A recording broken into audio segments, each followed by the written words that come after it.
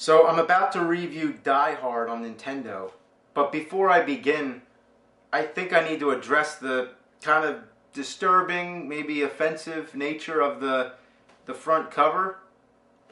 What does this remind you of?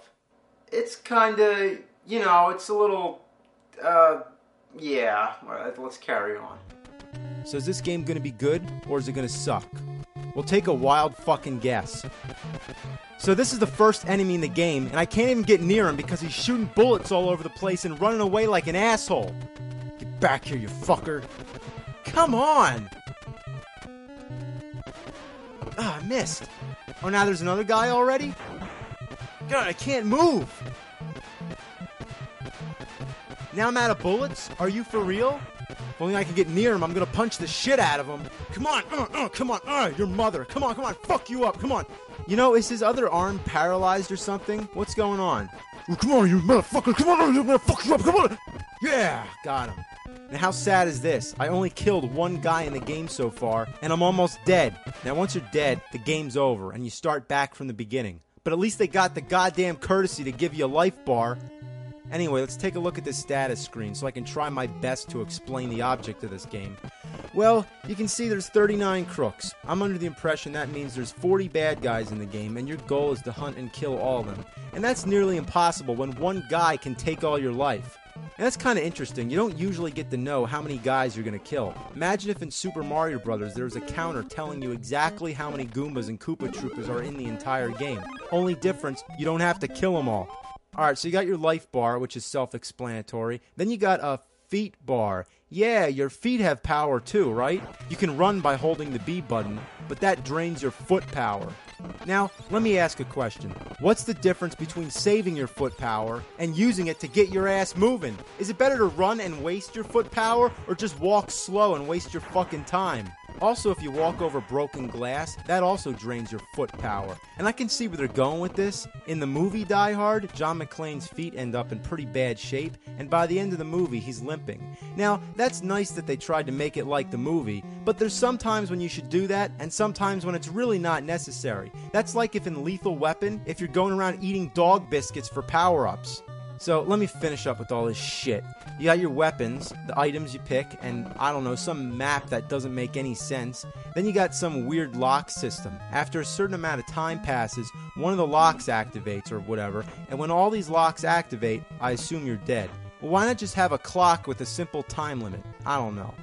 So you can break glass, which is cool, but you can't walk over it without draining your foot power, so it's not cool.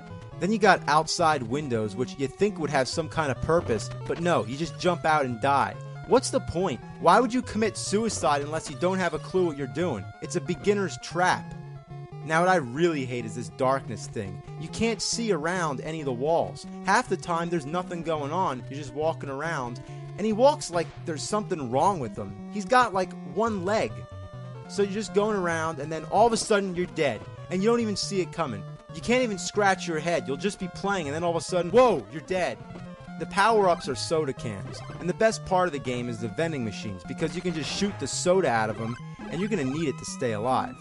You can also find first aid kits to heal some of your foot power, and you can pick up flash grenades, which are supposed to stun your enemies, but I've never once been able to hit anybody with one of these damn things, and besides, why would you want to stun them when you can just take them out with a bullet?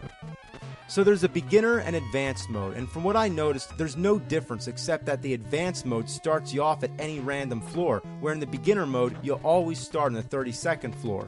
Now, let's talk about the floors. It seems you can go to any floor you want, anytime you want, that is between 31 and 35. You can use the elevators, the stairs, or even the air ducts. But how do you know where you're supposed to go?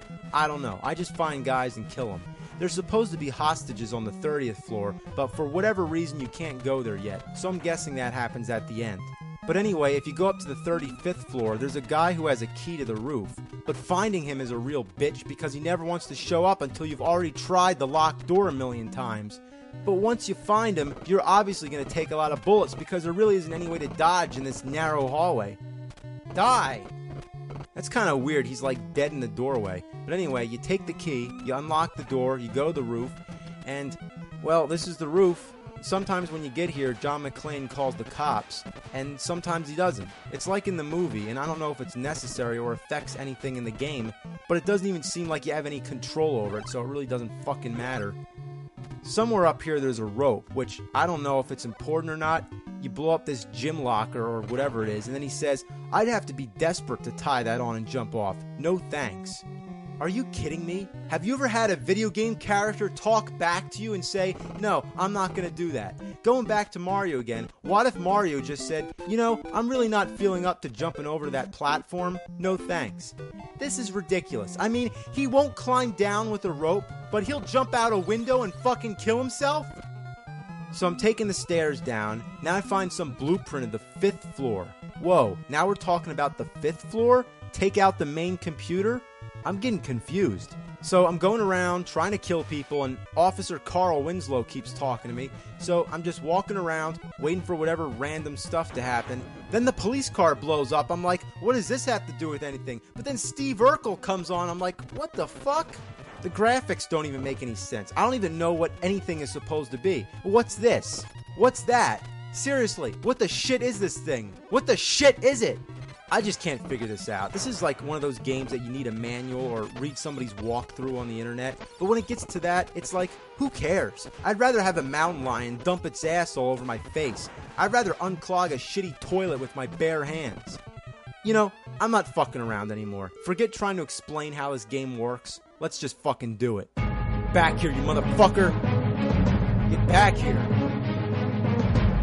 Look at all these bullets. Fuck. The control is so stiff, you can only shoot straight or at a 45-degree angle. There's guys around every corner, there's guys coming out of the elevator, there's guys coming out of your ass. It's crazy. Fuck! Oh, you fucking bastard.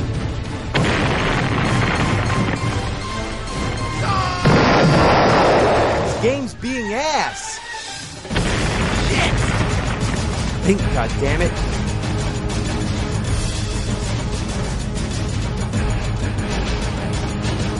Geronimo, motherfucker.